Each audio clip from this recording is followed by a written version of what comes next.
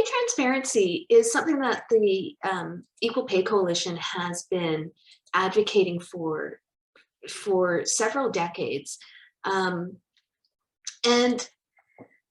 it's in many ways really frustrating that it has taken us so long and that we are still fighting for it, because it is in many ways a supplementary tool to human rights rather than the real engine that will drive change. But let me first of all orient us to why we need it. The wage gap is everywhere, right? The great Kate McInturf did a lot of statistical analysis on this. In 469 out of 500 occupations that Stats Canada tracks, women are paid less.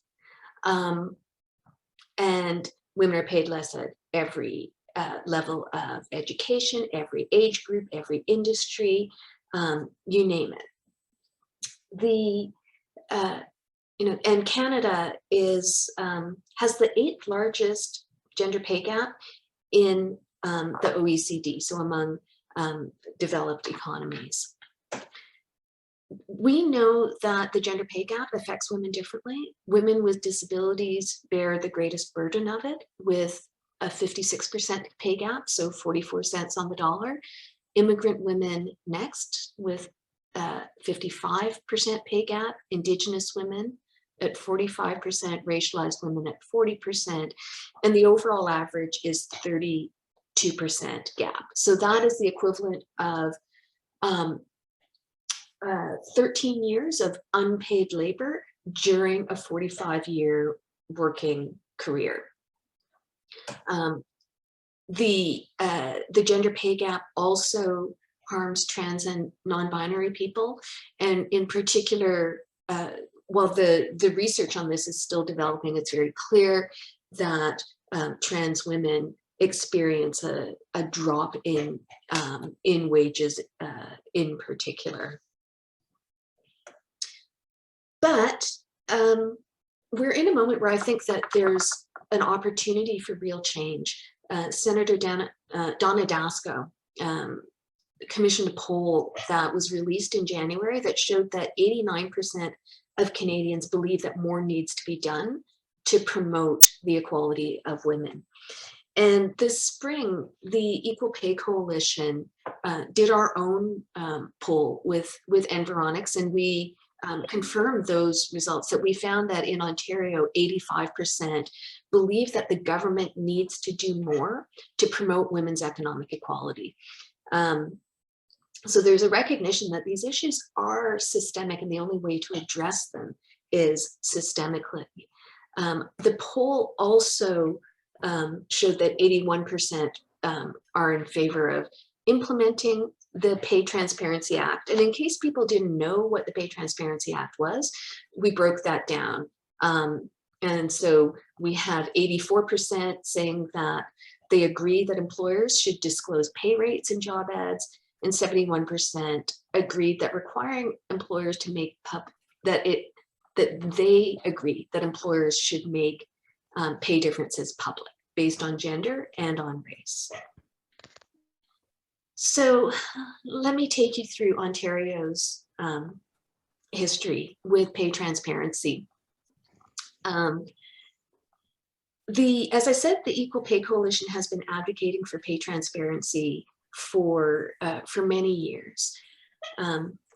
At base, if you don't know what people are being paid, you can't assert your right to equal pay. The most basic right to equal pay is the employment standards, equal pay for equal work without discrimination based on gender. But you can't assert that if you don't know what people in the workplace are being paid. And so particularly for women who are working in non-unionized workplaces, it's impossible to exercise those rights without access to information. For women in non-unionized workplaces, if you're looking for pay equity, equal pay for work of equal value, you can't get that without having information about pay. And for any woman entering the workplace, particularly in a non-unionized environment. Negotiating your pay is impossible without knowing what the pay structures are.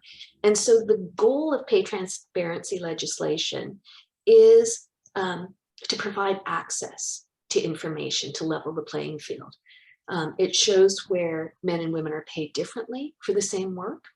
It shows where women are underpaid because their work is undervalued. It shows where women are concentrated in precarious work.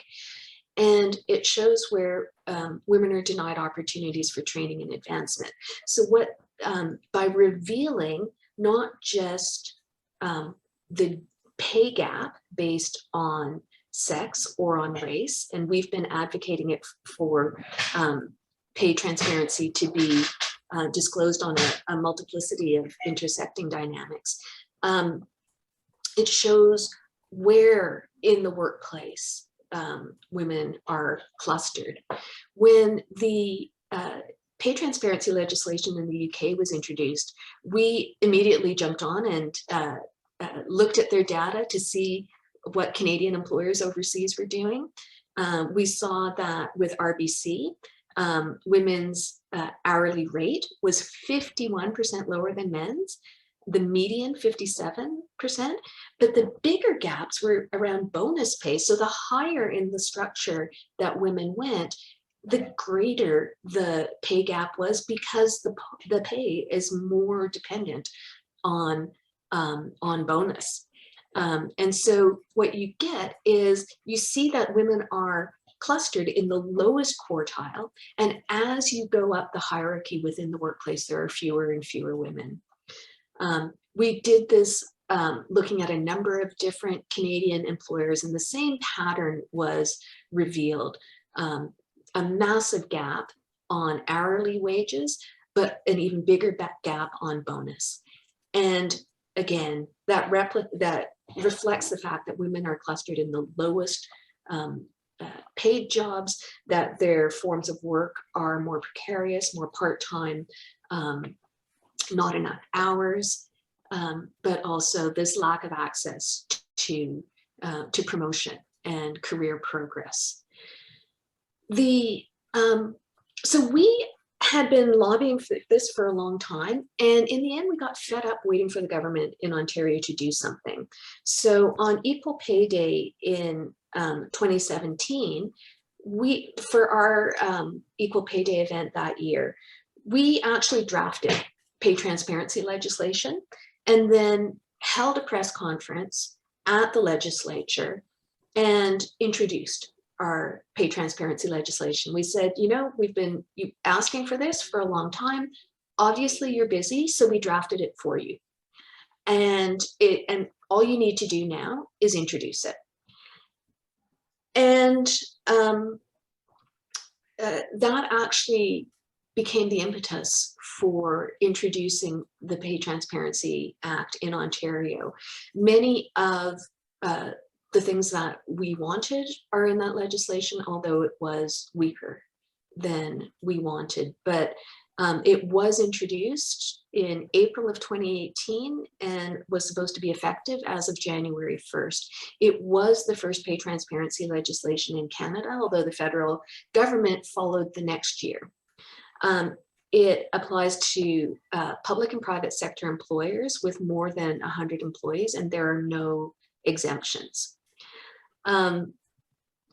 We really oppose that high threshold because the right to equality applies to employers regardless of how large they are, and they have a proactive obligation to be tracking pay if they have more than, and the gender pay gaps and discrimination in pay if they are 10 or more employees under the Pay Equity Act. So this lack of transparency for the below 100s was strictly a political concession, not one that's based on any sort of principle of equality. The first pay transparency reports were to be filed in May 2020. The idea was that it would start on January 1st so that information would be collected on a calendar year basis to allow for consistent year-over-year comparisons. There were promises that the legislation would be expanded to cover smaller employers. But the fatal flaw in the legislation was that all of the details for what information was to be collected were going to be set out in regulations.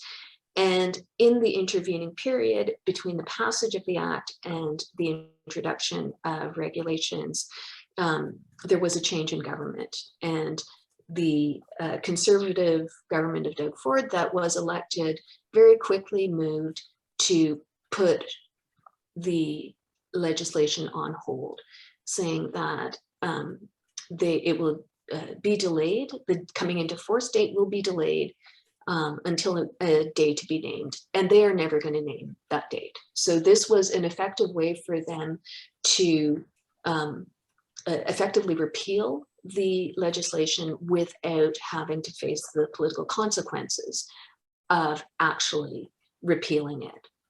So we're now in a situation in Ontario where we should have marked our fourth year of pay transparency reports, but we have in fact received none.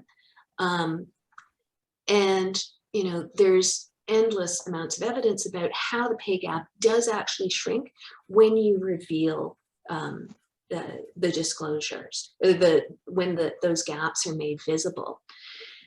But I think it's really important for us to remember that pay transparency is only about access to information.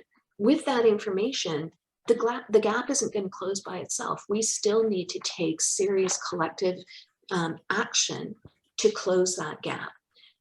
Pay transparency legislation does give us the information. It does keep, the annual reports will keep this on the radar as a political issue, but that's only something that gives us an opportunity for organizing.